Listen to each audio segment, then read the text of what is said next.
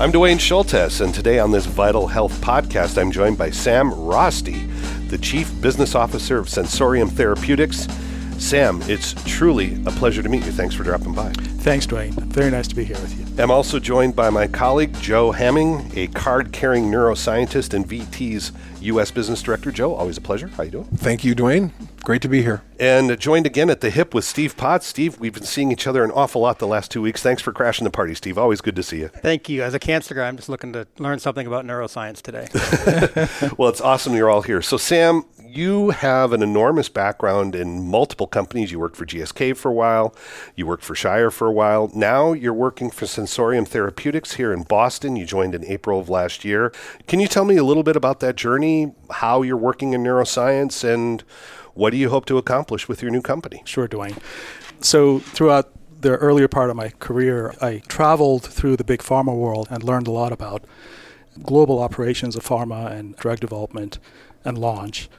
And more recently at Sensorium, I've come back to my really small biotech company roots in bringing forward innovation in neuroscience drug development.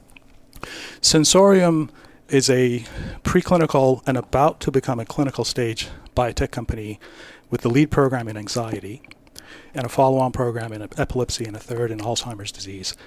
The vision and the aspirations of the company from the early days, way before I joined as CBO, were focused on the human experience and the totality of human experience with plants in addressing human disease. So the company uses a variety of tools, including AI and machine learning and others, to triangulate across millions of data points of human use of plants with the belief that knowledge from all of this plays a significant role in drug development. I didn't notice until I joined Sensorium that 85% of drugs in the CNS space, in the neuroscience space, have come from natural products. Wow. And so it goes to show you that as humans, as we have co-evolved with other animals and plants in general, our bodies respond to these naturally evolved molecules. And what the company does is understand the use of these plants and their inherent extracts and natural compounds in treating human disease, including anxiety, depression, and other psychiatric indications, epilepsy as a neurological disease. And then using reverse pharmacology, Steve, to come back and study the chemistry and biology of these molecules, but improve them now into actual drugs. So there's a lot of metabolic issues with chewing a plant, for instance. There's rapid metabolism. They don't necessarily optimally traverse the blood-brain barrier and get into the CNS. And as a result, there is an opportunity to now use tools of modern chemistry to develop synthetic derivatives of these natural compounds that are small molecule drugs, novel chemical entities that now are optimal for a variety of disease indications. And that's what Sensorium does. Now, you talked about AI, so you're doing AI-guided development. Correct. How is that different from how you used to do drug development and business development? How are you applying AI? So AI is a relatively new set of tools, obviously, over the last few years. The early days of my career, when we were looking at drug discovery and development, certainly AI was not playing a role. We used to use high-throughput screening of thousands of chemical molecules, test them in animals, look for efficacy and safety, and then hope for some sign of efficacy in humans in clinical trials. In fact, this is one of the reasons why so many drugs in neuroscience look attractive at the beginning, but then once you take them into the clinic, same with oncology, I guess, Steve, right? You don't see the necessary efficacy signal that you want to see.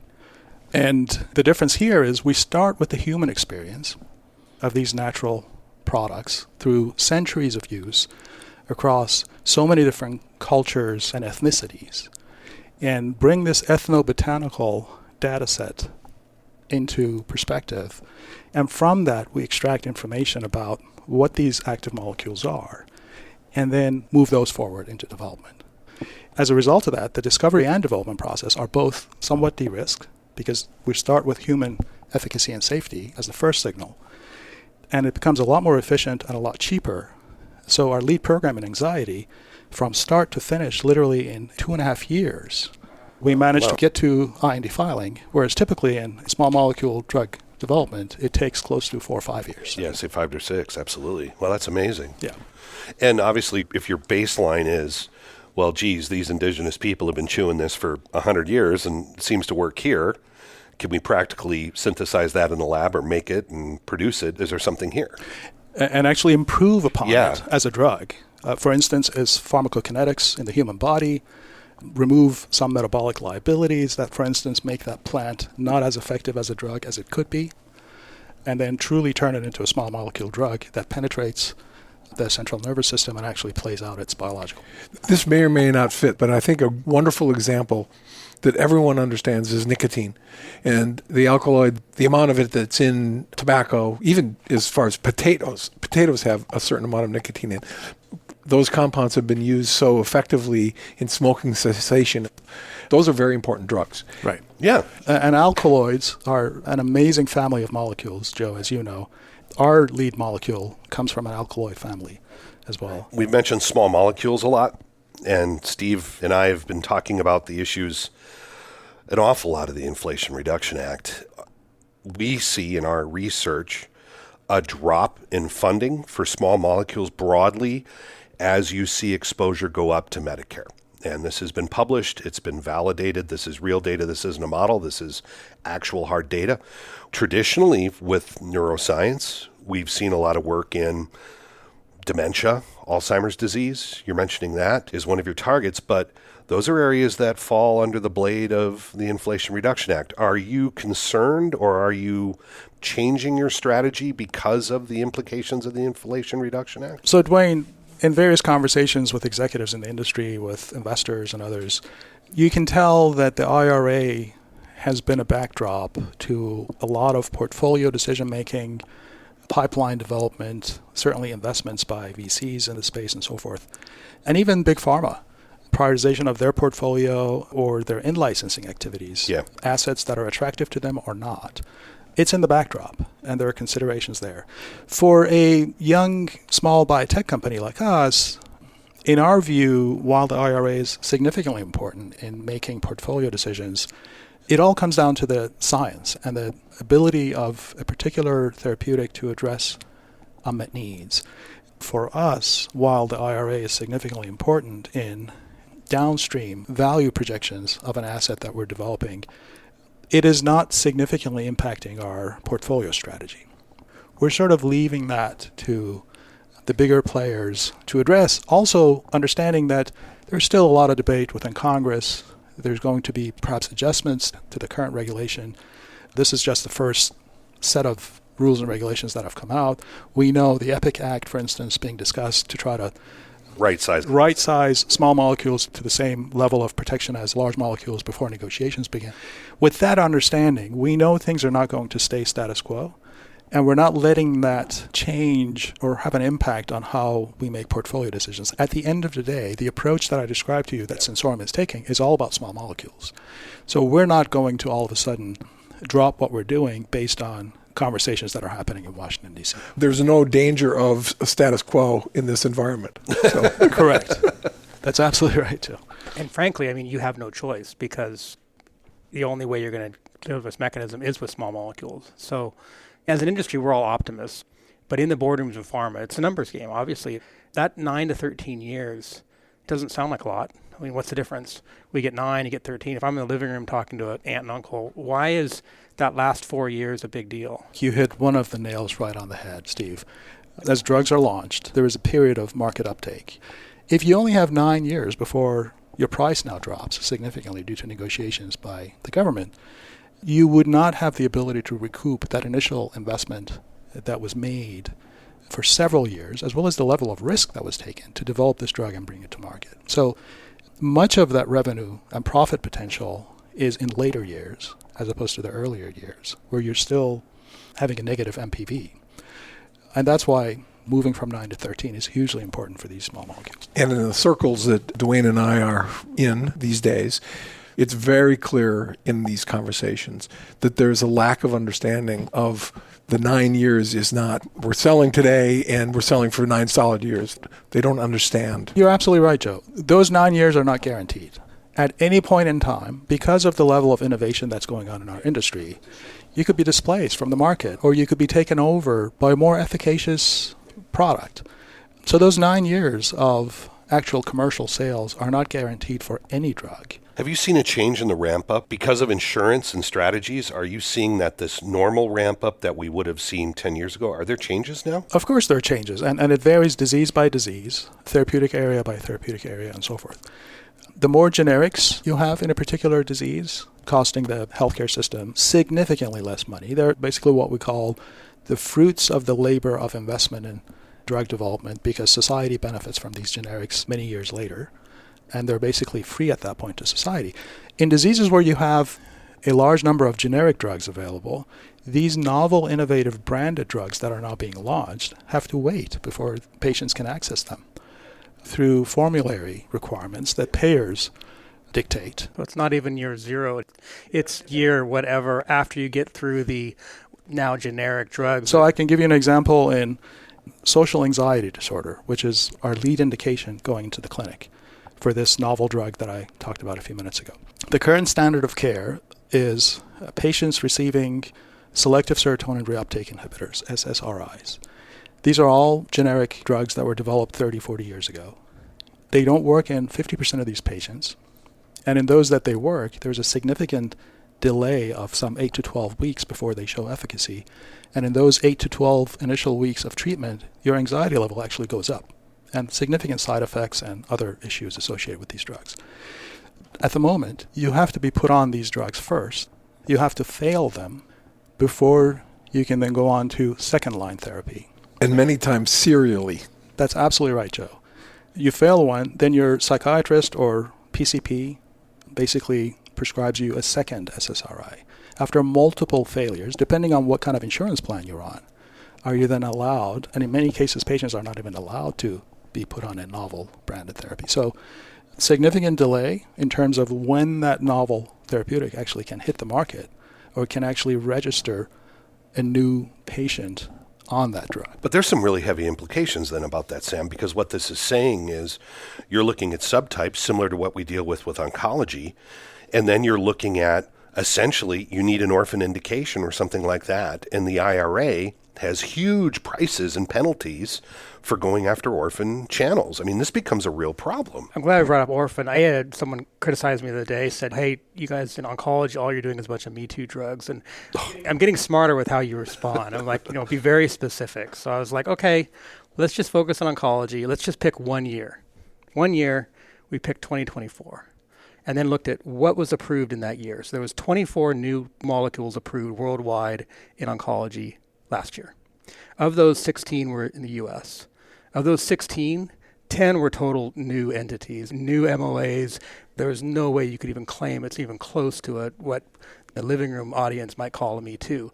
But what's really interesting also, those 16, guess how many of them were under orphan? If I had to guess, 2/3? Oh, well, you're too educated. The living room answer in America would have been probably 0. It's 12. Yeah. 12 out of 16 were actually orphan path. And so there's this intimate connection between, at least in oncology, the tip of the spear approach where you try to find a patient population that's going to benefit the most, prove it, and then advance on that, right? And then you figure out how the drug works, and then you expand. And it's just part of how we do drug development. What about the neuroscience lens on that? What do you guys do? In neuroscience, it's a bit different. Drug development and launch doesn't play out the way it does in oncology, where you're starting with subsegments, specific tumor types, and smaller patient populations, and then from there, coming in at fourth line, third line, second line, first line eventually, and adding additional patient populations. In neuroscience, particularly in areas such as psychiatry, which is where our lead indication is, the subtyping of patients is not as strong as it is in oncology. So you're going after larger patient populations. Granted, there are different segments of disease, and your drug may be more applicable to a particular patient segment of a particular indication in neurology, say epilepsy as an example, than others. But, additional studies, then phase 4 studies and others allow you to then expand into bigger populations, so long as they're positive. So that doesn't really play out in neuroscience, but there are examples of it in, for instance, orphan neurodegenerative conditions, where now you're talking about orphan number of patients with a particular either neuromuscular disease, that is orphan neurodegenerative disease, We're talking Duchenne, neuromuscular, ALS, Lou Gehrig's disease. In those cases, there could be potentially a modality or a molecule or a large molecule that you've developed that could play a role in other orphan diseases, and there's an opportunity, for instance, to then develop it for those second or third, fourth indications. But as we just saw recently over the last several months, I forget exactly when, Alnylam here in the Boston area decided to make a portfolio decision and not conduct late stage, I believe it was phase 3 trials in Stargardt's disease, which is an ophthalmic condition, for a molecule that they already had for another condition, ATTR. So the IRA is playing a role in that case, not to the benefit of patients, but certainly to their disadvantage. So we're making decisions based off of government policy instead of what is most needed for a given patient. 100%. Yeah. Biology and unmet need in various diseases, and at the end of the day, for patient needs, yes. And it's not just IRA. If we look at what happened around Alzheimer's disease and some of the monoclonal antibodies that were brought to market, I mean, you had a coverage with evidence decision made by CMS that's really poured cold water over those monoclonal antibodies. I mean, there was a lot of excitement there. And again, it's counterintuitive. We're sitting here talking about small molecule for neurology and neuroscience. And then you had these two monoclonal antibodies. What's happened since that CMS decision in Alzheimer's disease? What are you seeing on the ground, Sam? There are still huge clinical unmet needs in Alzheimer's disease, as we all know.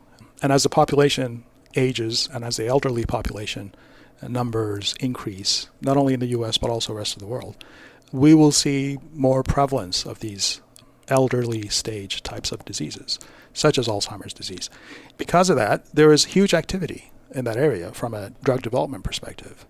A number of development programs currently in the competitive pipelines, different modalities, different ways of delivery being developed by pharma and biotech. And at the end of the day, it's the level of unmet need in these diseases that is driving the level of activity, investment, and drug development. But we need to have a system in place that actually rewards that type of risk and investment in R&D.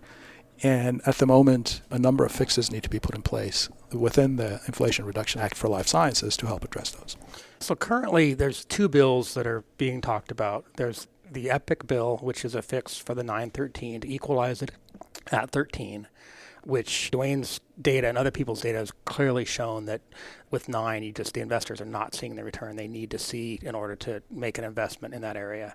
So that's the EPIC Act. And then there's the Orphan Act, which instead of allowing just one orphan and then you start the clock, you can have multiple orphans and then start the clock. Both are important.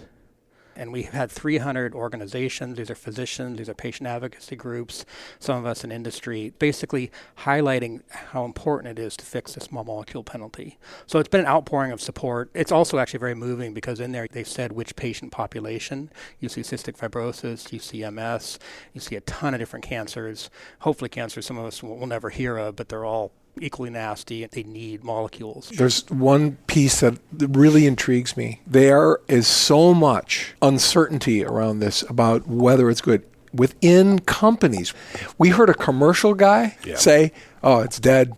Then the advocacy person is saying, this is something we just have to have in the same company. I don't understand that. The EPIC Act will solve most of the problems that the orphan will do. It's a harder lift, but solving the EPIC Act will help a lot with what the Orphan Act is trying to address. Completely agree. One of the problems that I see in neuroscience, I was, at Bristol Myers Squibb in the late 80s making transgenic animals, and then the TRAC receptors came along and we started understanding NGF and BDNF and all this. We thought, 5-10 years, we're going to crack this problem, just infuse it into the brain, make a molecule, small molecule mimetic, and it's going to be great. We're nowhere close to that. And now we're looking at diagnostics for amyloid and not covering many of them. We're looking at amyloid busting molecules or drugs to stop it from forming in the first place. We're not using those. In my opinion, we're never going to go forward if we don't start with that. Alzheimer's is never going to be cured by one drug, in my opinion. And nobody understands that. It's the same in oncology. It is. There's a genetic element to it. There is a patient segmentation where you need to understand which patient types are going to respond to a particular pathway modification versus others. Right. There is no single drug that's going to cure everyone. You need to tailor the appropriate therapy to the appropriate patient. Right. And you've got to get them across the blood-brain barrier, which is why you can't kneecap one of the legs of small molecules and just hop along with a biologic side, even in neuroscience, especially in neuroscience. In the rare disease, in the patient communities, I think there's a bit of a thinking that, well, if we just fix orphan, we'll be good. Maybe you can address that, because you've had a lot more activity with rare disease patient advocacy groups than I have, Sam. Within rare diseases, orphan diseases, those that affect patient numbers, less than 200,000, there is significantly more patient involvement, Steve, as you know, and patient advocacy than in much larger primary care type indications, as in psychiatry and neurology. So let me say it back to you. So you mean that in the biggest areas of unmet need, there's less advocacy, and then there's so much more advocacy in the smaller areas? That makes sense. It's focal. You have a larger pool of patients who cannot rally around together as much as smaller diseases with a single champion who, for instance, can gather the group together. And even within orphan diseases, Duchenne muscular dystrophy has a very strong patient advocacy component, but some of the other rare diseases do not. Yeah. And a lot of that is driven by individual effort of parents of these patients themselves, their families, and others, and it varies from disease to disease. In larger diseases, you don't have as much. You don't see a society for pain, a society for osteoporosis, a society for allergies. For depression, for... Well, schizophrenia. There's probably also a social component where there's a sort of stigma around schizophrenia. Society? Right. There's probably social stigma that plays a role. Absolutely. I'd like to touch on some of this a bit, again, around the selection choices that we're seeing. J&J made a huge acquisition in schizophrenia. Intracellular. All of those indications hit about 24, 26, 30 years old. That's the mean impact. And we see that as, yes, great science, certainly very important, unmet medical need, but my gosh, it also really is a long way away from getting impacted from IRA too. Do you think that has any impact on the decision-making, Sam? I mean, would you want, if you had a choice of two big indications, like, and this one's for a 26-year-old, this one's for a 75-year-old, we've just discussed on the impact of that, would you make that call? So there are multiple layers to that answer. It's a great observation, but personally, I don't think the decision is made relative to the age of the patient population to a certain extent. You can look at it from the angle that, the lifespan and the contribution to society of a patient in their early adolescence or 20s, if they have become now healthy again through a particular therapeutic modality, could be a lot more. Their contribution to overall economy is a lot more than an elderly patient in the last few years of their and that's life. what we're seeing with cystic fibrosis, right? 100%. So from that lens, you could perhaps put more value in saving a young person's life as opposed to an old person's life. But from so many other angles, when you look at it, it could be the reverse. I think at the end of the day, the level of attractiveness of the current clinical stage assets or companies that are marketing or brought these drugs forward into the market for a variety of diseases really is driven by clinical unmet need, first and foremost, because at the end of the day, that is what determines the value of addressing a particular human condition. How big are those unmet needs that are currently not being met by standard therapies or medical interventions? And Steve, we see this a lot in oncology, or have seen it over the last 2-3 decades, right? One of the significantly most important diseases that have high rates of mortality in the human population, if we can intervene and extend someone's life and prevent their cancer from progressing and giving them extra life, that has huge value. And that is what has driven so much innovation, so much investment, so much drug development in oncology compared to some of the other areas. Now we're seeing somewhat of a saturation in that space due to all the competition and the appetite and investments that have come in. And then we're seeing now, a renaissance of neuroscience, where due to, again, this level of unmet need in so many indications, from schizophrenia to bipolar disorder to other psychiatric indications, depression and others, there is a huge appetite to bring forward novel therapies that address those diseases. Going back to Dwayne's question, though, I think what we haven't seen is just a total change in when you're an investor, am I likely to be able to have an adequate return in elderly population versus younger patients? And that's just now playing out. I still have small molecule CEOs that say, Steve, you're the only one that's really screaming about the small molecule penalty, which is kind of astonishing to me. So it's not just outside of the industry that we're not aware, sometimes inside the industry too, because we're optimists. We are absolutely optimists. So I had people email me after the intracellular acquisition and say, see, that small molecule company got acquired. What are you talking about? Yeah. And then to Dwayne's point, you go back and you look at it and you say, well, this is a younger population. These are intelligent investors within the large pharma, in this case, that are looking ahead and saying there is a business that is sustainable in a younger population, and there is not a business sustainable in large population elderly drugs. So you're seeing this play out, and I think this is going to continue to play out, a shift. And this is not what the American voters signed up for. Cheaper drugs, great, but there's no more osteoporosis drugs, no more small molecules for large populations of the elderly. That is not how the IRA was sold to them. And this was hard. They will never be aware of the drug they didn't get. Let me just slightly push back we can debate on this. On that kind of thinking. So we talked about Alzheimer's versus schizophrenia and the age of disease occurrence in an elderly patient versus an adolescent with schizophrenia. It's logical to think of that patient as being 75 years old or 80 years old, coming down with Alzheimer's. But think about the impact of that father or mother having the disease on their young, middle-aged children now, who cannot go to work because they have to stay home and take care of the parent. And the interruption to their lives and the economic loss of their lack of productivity because now they have to take care of the parent who has Alzheimer's disease. So the disease doesn't simply impact the elderly patient, it also stretches out to the younger population as well.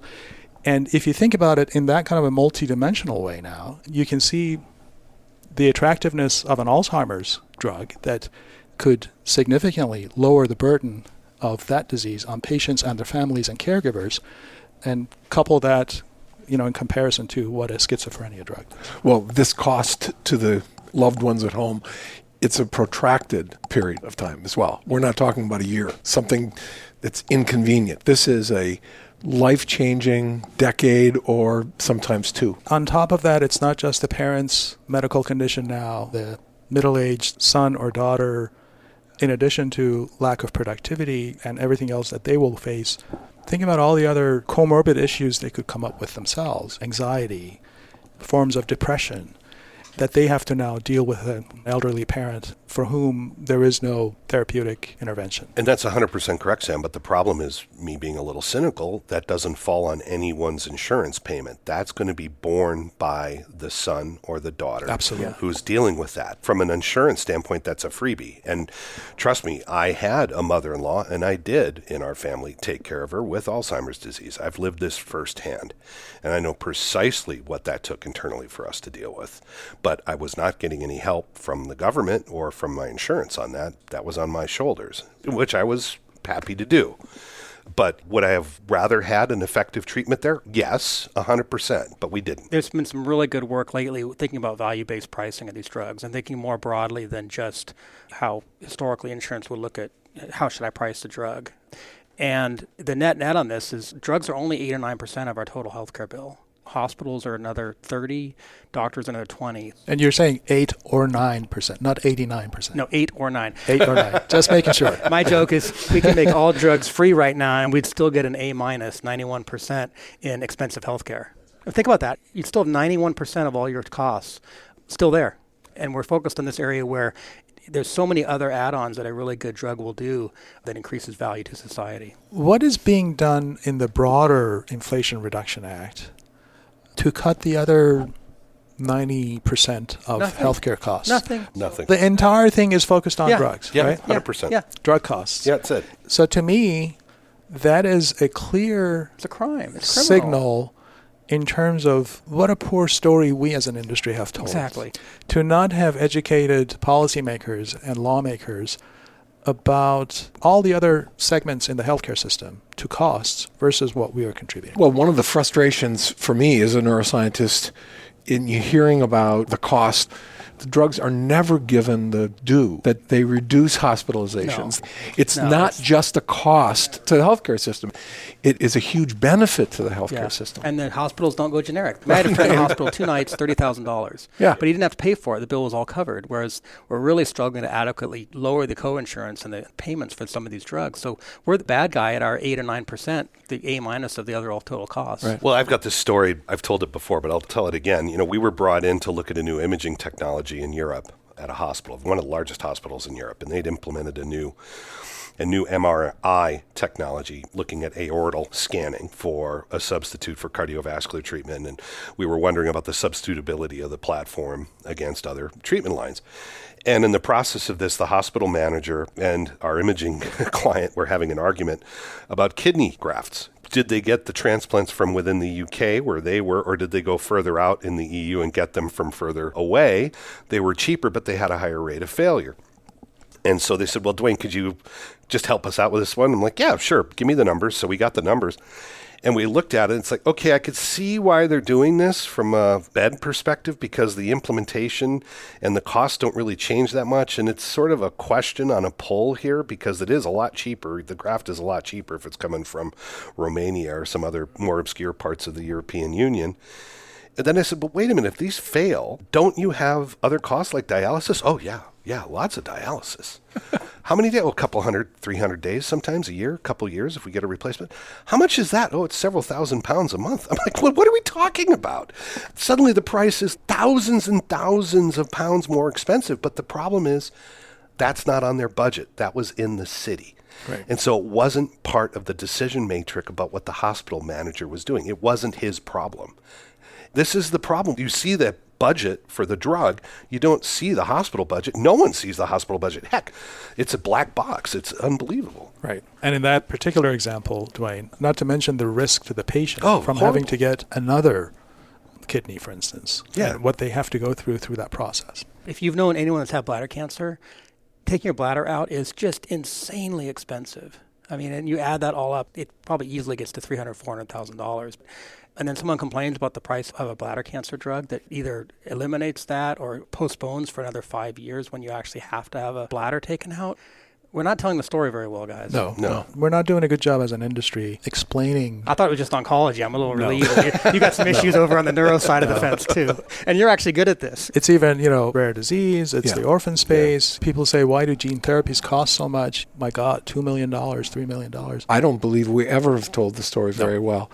And that's why I wanted to highlight Steve's 8 or 9% contribution to total costs, because you don't hear about the hospitals. You don't hear about all these other procedural interventions and their rapid rise in costs. We're not unionized. I mean, honestly, I'm in Arizona, and I watched what has been put together in Boston and the ecosystem there. That didn't just happen. That was half of very wise, thoughtful government policy work that made that happen from great legislative leaders on both sides of the aisle for 20 years of effort. We like in Arizona, we're growing like crazy, but my goodness, what you have, that was half government and half really smart industry people together making that ecosystem happen. And, you cannot take that for granted. But you had to tell the story. I joke the other reason I got invited to speak in Congress is one reason. You know what it was?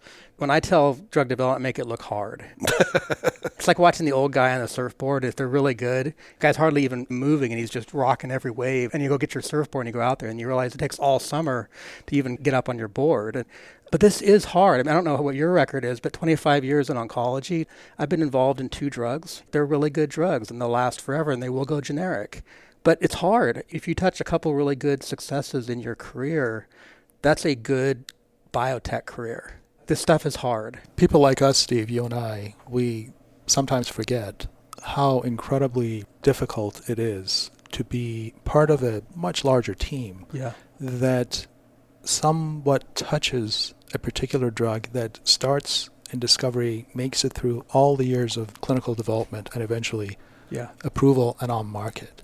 There are probably a handful of cases of people who have done a couple of those, who can raise their hand and associate their names with a drug that they were a part of developing from start to finish and bringing to patients. It's an incredibly challenging endeavor, fraught with all sorts of failures, as we all know. But we have not done a good job explaining this as an industry to the broader public. We're perceived as the villains with these high costs, whereas it's the broader discrepancies in the healthcare system that need to be addressed to bring these costs down. It's not necessarily or at all the issue with drug prices. So I'll ask you the question they asked me in Congress was, are you big pharma or are you small business? Is neuroscience just all big pharma doing this, or is it small business? No, Exactly. Look at us. We're a small biotech. We are, at the moment, 11 people strong. Wow. 11 people. An American small business. An American small business that is relying on investor money at risk. We have to basically go out there and pitch to investors to raise money from them and put it into drug discovery and development at huge risks to ourselves and to these investors for the ultimate benefit of the healthcare system and patients and addressing unmet needs. It's companies like us that are taking these incredibly novel and innovative approaches to discover and bring forward drugs. We bring them into clinical development, and we hope to then be able to demonstrate clinical efficacy in human patients. At that point is when pharma gets interested and potentially either licenses these drugs from us or acquires the company and brings these drugs in-house for final development and market launch. But significant effort in neuroscience is being put forward by smaller companies, from the early stages of drug discovery through IND-enabling studies to bring these studies forward into the clinic and beyond. How about the question, the government invents all the drugs? I got asked that. Well, the government invents all the cancer drugs. Does the government invent all the neuroscience drugs? Not at all. The system that we've had in place for decades, where National Institutes of Health funding of innovation through academic grants and small company grants is what brings these forward. It starts it, and then the rest of the way is industry. It's called de-risking, right? I mean, the government de-risks the technology, but you can't give that to someone. That's not a platform that you can actually deliver. And, Dwayne, the most important piece here that we should touch on is the NIH cannot be the force behind development. There is talk that, this all needs to be centralized and so on. No, it cannot. You need to have these market forces driving this level of risk-taking. And even then, about half of the drugs are invented by industry from the very beginning. Right. It's a collaboration. We absolutely need a strong NIH. I need to make a plug for Vital Transformation.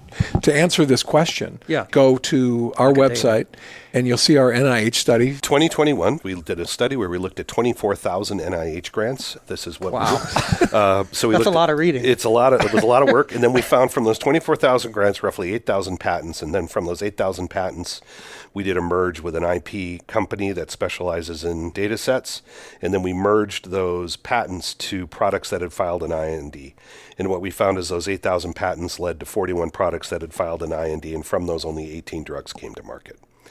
And if you looked at all the money, it was $50 billion to $400 million in total granting. But of those 18 drugs, very few were mechanism of action or composition of matter. And there was significant industry input. Billions of dollars. Even on the ones that came out of ivory tower work. Interesting. Yes. And what was really fascinating is there were 4 drugs in that patent pool that we captured that all were for an epidermal patch technology. One was for smoking cessation. One was for menopausal treatment. And so essentially you had a tool. Yeah, it was a device for a patent for an epidermal patch that 4 drugs, 4 of those 18, had nothing whatsoever to do with the drug. But then, so what? That's the government that invented that? Absolutely not. That's what's so infuriating is you have work by people like Dr. Aaron Kesselheim at Harvard that is basically not saying the truth about where these drugs are coming from. And so it puts us in a either-or situation. Industry did it or NIH did it. And it's just not the case. There's a continuum. We need both. It's an ecosystem. We need our partners, the NIH. Yeah. Sam, you've been hugely helpful with your time, and it's great. I just want to ask you one final question. Obviously, Steve and Joe and I, we're button heads and, taking names in D.C. If you could say, guys, we want you 3 to do this one thing to help me out in Boston, what do you think is the thing we need to deliver in D.C. to try and help out, given everything that's going on? So what we have learned, and it's not just us, it's the broader biotech community in Boston. We've had conversations with the governor's office, particularly most recently around all these policy decisions being made with NIH cuts, budget cuts, and other things. We, as a biotech industry, are perceived to be villains, almost. Even in Massachusetts? Why? Because they throw us in the same bucket as pharma. And there is this perception that pharma is bad, Yeah. as bad as tobacco industry with these high prices. The understanding of what biotech companies do versus what pharma does. We're in these early stages of discovery, innovation, novel modalities, bringing them through preclinical development and then early clinical, and then pharma gets involved at that point. But this is not understood by our policymakers. God forbid what Boston looks like without the biotech industry. Perhaps the biggest thing we all, as an industry, as a group, need to do is do a much better job telling our story. Yes. I mean, we even need to do it here in the Boston area and in Massachusetts to our lawmakers. You would think everyone here in Massachusetts is fully aware of the contributions of biotechnology to the state's gross domestic product, to its employment rate, to its productivity, to its economy, but they're not. And a big part of that is on us as an industry. We tend to assume what we know is known by everyone else. Yeah, we're not talking the American living rooms. We're not talking to the American living rooms. It's an incredibly complex but also beautiful story to tell if we can articulate it in a way that resonates and makes people understand. That's the one thing, Dwayne, I would ask for. There are some who speak to it much better than I can, who tell a much simpler and more elegant story than I can, but every single one of us, I think, needs to contribute, put our heads together, and articulate this in a way that really resonates with lawmakers, policymakers, and the general public. Well, Sam, Joe, Steve, it's always a pleasure talking to you two gentlemen. Sam, it's been a great meeting. Thank you very much for your time. Thank you, Dwayne. Pleasure to be here. The producer of the Vital Health Podcast is Dwayne Schultes. Our editor is Mark Brodeen. Our project manager is Caden Drake. The Vital Health Podcast is a production of Vital Transformation, LLC, copyright 2025.